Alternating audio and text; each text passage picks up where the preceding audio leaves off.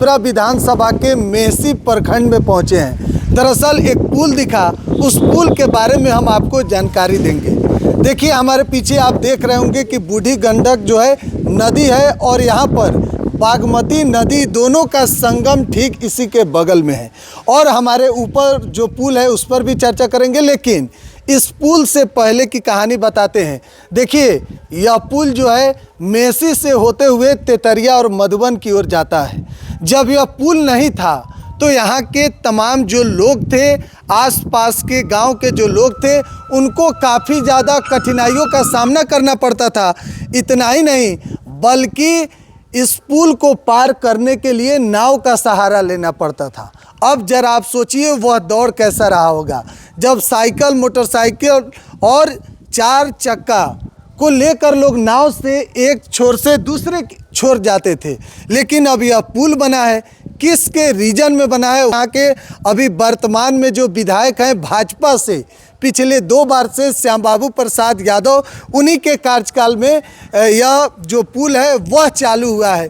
इसी पर हम चर्चा करेंगे। यहाँ पर जो कुछ लोग हैं, स्थानीय लोग हैं। नाम हुआ आपका? देवेंद्र कुमार। क्या कहिएगा, ये जब पुल नहीं था तो किस तरीके का आप लोग को समस्या होता था? बहुत समस्या होता था। हम लोग को यहाँ से तेतरिया मधुबन जाने के लिए चकिया होकर जाना पड़ता था। हम लोग अच्छा, चकिया होकर उधर से घूम के जाते थे? चकिया हो, मेसी से चकिया होकर तब मधुबन और तेतरिया आना पड़ता था। पुल हो जाने के कारण हम लोग को बहुत सुविधा हुआ और हम लोग अब आसानी से यहाँ से तेतरिया मधुबन आराम से चले जाते हैं। अच्छा, ये पुल किसके रीजन में बना है? ये माननीय विधायक पिपरा श्याम बाबू प्रसाद यादव जी के रीजन में बना हुआ है। काम उम किए हैं विधायक जी पिछले? हाँ, बहुत काम किए हैं, बहुत काम। उतना काम तो पिछले 55-60 साल में काम नहीं हुआ जितना माननीय विधायक श्याम बाबू प्रसाद यादव जी काम किए हैं। अच्छा, ये जितना 10 साल में कर दिया? हाँ, जितना 10 साल में किए हैं। अच्छा, पुल नहीं था तो उससे पहले लोग नाव से पार करता था? पुल नहीं था तो यहाँ इससे पहले लोग नाव से जाते थे। मोटरसाइकिल, साइकिल, जीप, जो भी चीज़ होता था वो नाव पर लाद के, मेहली पर लाद के लोग पार करते थे यहाँ से। अच्छा, मोटरसाइकिल, जीप, मतलब जो भी उनका सवारी था वो नाव से पार करते। रुपया भी लेता होगा नाव वाला? नाव वाला तो रुपया लेता था। कितना लेता था उस समय? उस समय भी था 50-100, उस समय था। साइकिल का 10 रुपये था उस समय। अब वो रुपया भी लोग का बच रहा है। हाँ, बच रहा है। उतना में बाजार हो जाएगा। कुछ सब्जी अगर 2-3 किलो, समय भी नहीं लगता था पहले।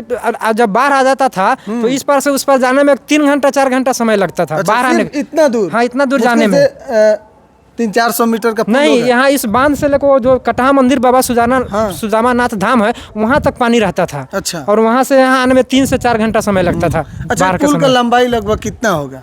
पुल का लंबाई में होगा? हाँ, आराम से आधा किलोमीटर में है। अब सुविधा हो गया है लोगों को। सुविधा आने से लोगों को बहुत सुविधा है। तेतरिया, मधुबन, सीवर जहाँ भी जाने, चोरमा पकड़ी दे, लोग इसी रूट से मेहसी चकिया नहीं जाकर इसी पुल से लोग गुजरते हैं।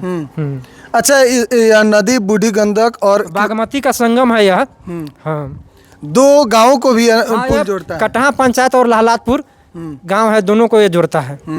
क्या कहिएगा आप लोग, इस काम का श्रेय और किसको आप लोग दे रहे हैं? इस काम का श्रेय हमारे माननीय विधायक श्याम बाबू प्रसाद यादव और हमारे सांसद आदरणीय श्री राधा मोहन सिंह जी को जाता है। अच्छा, जो लोग कहते हैं कि कहाँ विकास हो रहा है, पिछले 10 साल में पिपरा का विकास नहीं हुआ है, क्या कुछ कहिएगा? पिपरा में तो इतना विकास हुआ है कि 10 साल पहले 50-60 साल जो कांग्रेस या आरजेडी की जो सरकार थी उसमें सब तक था, उसमें नहीं हुआ जितना 10 साल में विकास किया है, उतना पहले कभी विकास नहीं हुआ था। अच्छा, तो अब ये जो पुल बना है चालू पिछले 4-5 साल पहले या चालू हुआ? हाँ, 4-5 साल से पुल चालू है।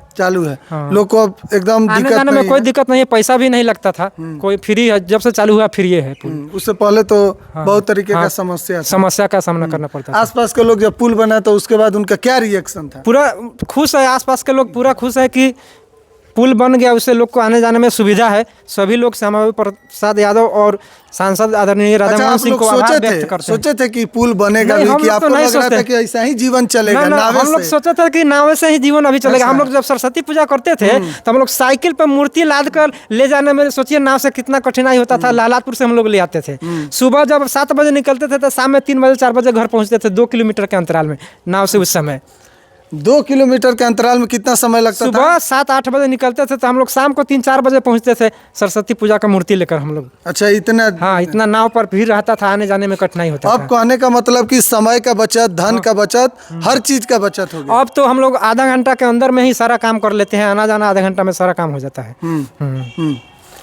चलिए, तो यह जो पुल है दो गांवों को भी जोड़ता है और मेसी से होते हुए, सही बोल रहे हैं, तेतरिया और मधुबन तक जाता है। अब लोगों को यहाँ सुविधा भी हो गया है पुल बनने के कारण, और इनका कहना है कि यह पुल जो है पिछले 4-5 वर्षों से चालू हुआ है और पिछले 10 साल से यहाँ के विधायक श्याम बाबू प्रसाद यादव हैं जो बीजेपी से विधायक हैं।